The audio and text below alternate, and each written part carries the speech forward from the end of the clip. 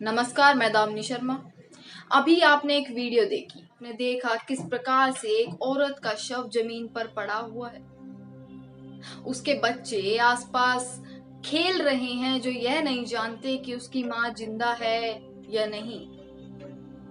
इन videos को देखने के बाद सबसे पहला सवाल यही उठता है कि आखिरकार हमारे देश में इस प्रकार की घटनाएं देखने को क्यों मिल रही हैं?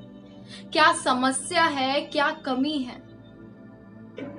दूसरा बड़ा सवाल यहाँ पैदा होता है कि जब राज्य सरकार, केंद्र सरकार पूरे दावे के साथ यह कहती है कि हम मजदूरों के लिए सब कुछ कर रहे हैं, हम उन्हें खाना दे रहे हैं, हम उन्हें पानी दे रहे हैं, समय से श्रमिक स्पेशल ट्रेन के सहारे उनको उनके घर तक पहुंचा रहे हैं, तो आखिरकार कमी क्या है? जब राज्य और केंद्र सरकार तो दावा कर रही है कि वो हर प्रकार की सुविधाएं उपलब्ध करा रही है, तो क्यों इस प्रकार की घटनाएं सामने आती हैं? या तो मजदूर ट्रेन के नीचे आके मर जाता है, या उनके शव भूख के कारण, गर्मी के कारण प्लेटफॉर्म पर ट्रेन में दिखाई दे रहे हैं। काफी दिनों से खबरें चल रही हैं कि श्रमिक स्पेशल ट्रेन चलाई गई, और यही श्रमिक स्पेशल ट्रेन के ऊपर खबरें यह भी दिखाई जा रही हैं, एक दो दिन का सफर 4 दिन में हो रहा है। 80 90 घंटे एक श्रमिक ट्रेन ले रही है मजदूरों को उनके घर तक पहुंचाने में। अब आप सोच सकते हैं कि इतनी गर्मी में एक मजदूर, एक गरीब उस ट्रेन में 80 घंटे के लिए, 3 से 4 दिन के लिए बैठता है, तो क्या बिना खाना पानी, तो कितनी समस्याएं उसे झेलनी पड़ रही हैं इस समय। और क्यों इस तरीके की समस्याएं झेलनी पड़ रही हैं? अभी भी 2 महीने हो चुके हैं, हम खबरों में देख रहे हैं मजदूर सड़कों पर पैदल चल रहे हैं, बिना खाना बिना पानी के, छोटे छोटे बच्चों के साथ, पूरे परिवार के साथ। उसके बाद आपने ट्रेनें चलाई, और ट्रेनों कि ये कमी सामने आ रही है, ये चीजें सामने आ रही है कि वो 3 दिन में, 4 दिन में, 2 दिन का सफर 4 दिन में, 6 दिन में वो ट्रेन इतना लंबा समय ले रही है। उस गर्मी में एक मजदूर किस प्रकार रहता होगा, इसकी चिंता किसे है? हमारा प्रशासन इतना कमजोर क्यों हो रहा है?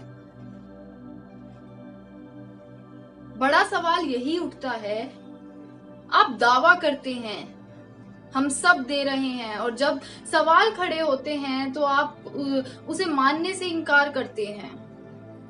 जब ये सब वीडियोज, ये सब फोटोज सामने देखने को मिलती हैं, कहीं ना कहीं तो कमी होगी कि इस प्रकार की घटनाएं सामने आ रही हैं। सुप्रीम कोर्ट में मजदूरों को लेकर सुनवाई हुई, हाल ही में 3 दिन पहले सुप्रीम कोर्ट में मजदूरों को लेकर सुनवाई हुई है।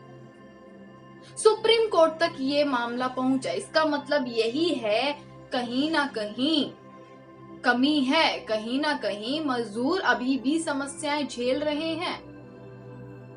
दिन प्रतिदिन एक ना एक खबर हम मजदूर की देखते हैं, जो भूखमरी से मर रहा है, जो गर्मी से मर रहा है, जिसके पास 2 वक्त की रोटी नहीं है खाने को। सुप्रीम कोर्ट में इस चीज की सुनवाई हो रही है।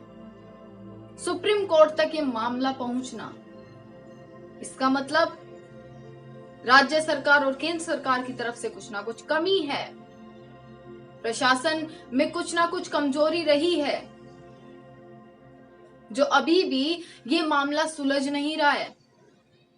उसके बाद आपको बताएं, जिस प्रकार से पिछले कुछ दिनों से खबरें चल रही थी कि श्रमिक स्पेशल ट्रेन का किराया लिया जा रहा है या नहीं, मजदूर कहता है कि उसकी जेब से किराया वसूला जा रहा है, सरकार कहती है कि उसकी वो किराया दे रही है। बीजेपी के इतने बड़े बड़े प्रवक्ता हैं जो कहते हैं हम 75% किराया दे रहे हैं, राज्य सरकारें किराया दे रही हैं। जब सुप्रीम कोर्ट में ये मामला पहुंचा, साफ साफ इनकार कर रही है सरकार कि हम कोई किराया नहीं दे रहे हैं। जो सरकार जहां से मजदूर निकला है, या तो वो किराया देगी, या जो उन्हें रिसीव कर रहे हैं, जिस स्टेट में वो जा रहा है, वो किराया दे रही है। अब केंद्र सरकार साफ साफ मना कर रही है। बीजेपी के प्रवक्ता संबित पात्रा जी कहते हैं, उन्होंने कहा भी है कि हम 75% किराया दे रहे हैं जितनी भी ट्रेनें चलाई जा रही हैं, पर सुप्रीम कोर्ट के सामने आप इनकार कर रहे हैं कि हमने कोई किराया नहीं दिया। ये झूठ नहीं तो क्या है? और इस प्रकार के झूठ से इन मजदूरों का कितना नुकसान हो रहा है, कितनी समस्याएं इन्हें झेलने को मिल रही हैं। उसके बाद आपको बता दें कि ये सभी चीजों को देखते हुए, मजदूरों की इन स्थिति को देखते हुए सुप्रीम कोर्ट ने कुछ फैसले लिए। कहीं ना कहीं कमी रही है कि सुप्रीम कोर्ट को फैसला लेना पड़ा, और सुप्रीम कोर्ट में यह फैसला लिया गया कि मजदूर जहां पर भी हैं उन्हें वहीं खाना मुहैया कराया जाएगा। मजदूरों से ट्रेन का और बस का कोई किसी भी प्रकार का किराया नहीं लिया जाएगा, और राज्य सरकार उनके खाने पीने की व्यवस्था करेगी। इस सब के बाद सुप्रीम कोर्ट ने